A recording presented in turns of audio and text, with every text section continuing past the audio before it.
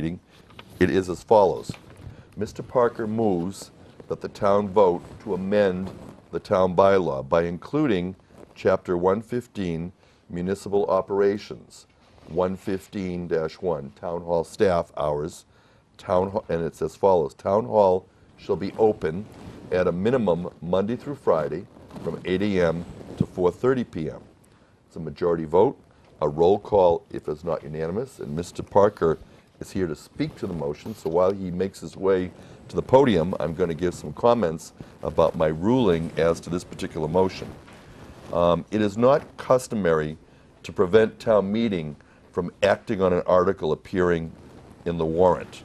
There are times when it would make sense for me to outright rule a matter out of order and thus prohibit any discussion on an article. And I've done that before. For example, if an article proposed something blatantly illegal, like firing someone due to a disability, that would be ruled out of order.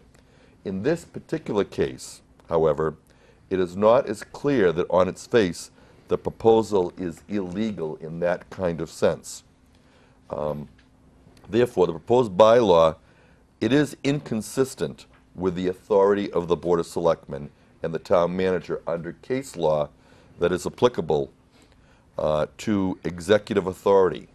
And under the Massachusetts general laws applicable to collective bargaining, appointment authority, and no doubt additional other statutes. And whether the Attorney General in the Commonwealth of Massachusetts would ultimately approve the proposed bylaw remains an open question, as well as whether following any such approval, the proposed bylaw would withstand challenge in court. But for that reason, in my opinion, if Mr. Parker chooses to move his proposed bylaw, town meeting should be permitted the opportunity to debate it, preferably with the benefit of the legal opinion that I have just expressed. And so I will certainly be providing that to town meeting.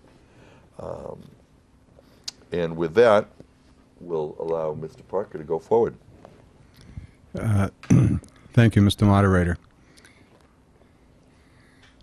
Even I get tired of listening to me, so I just was here for enlightenment on the issue of the legality of the article, to see if town council had expressed an opinion.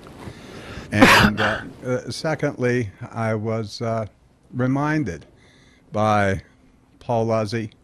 I had seen it before, it just didn't click the other night, that there's a place in the charter that says if the Advisory and Finance Committee has not heard this article 14 days prior to the town meeting, that a 2/3 vote is required to proceed with that deliberation.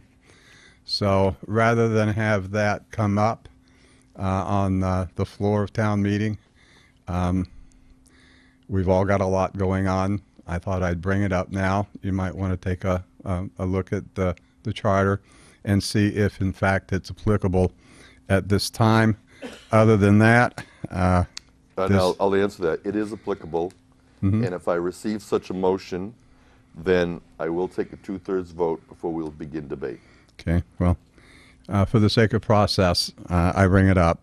I won't be making that motion, but I thank you for your time.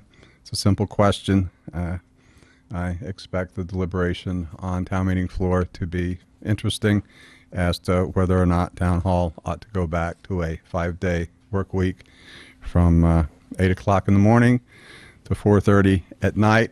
It's simply being a minimum, hoping for some rotation within town hall, that those that enjoy Fridays off can maybe take 3 off a month, 1 on. People seem to want Saturdays.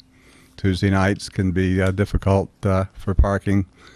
Thursday nights are a suggestion, since Friday has been closed and may continue to be the case. Thank you for your time. Appreciate it. Thank you. Mr. Nassau, does the Advisory and Finance Committee have an opinion on this particular article? Not at this time. We will review it at the meeting on April 4th. And Mr. Hellesy? Board of Selectmen has taken no opinion on it. Okay. And at this time, Once we complete any debate on this article and a vote is taken, I will then entertain a motion to dissolve the second special town meeting. And if it is favorably acted upon by town meeting, it would not be possible then to bring up this article again during any of the sessions once the special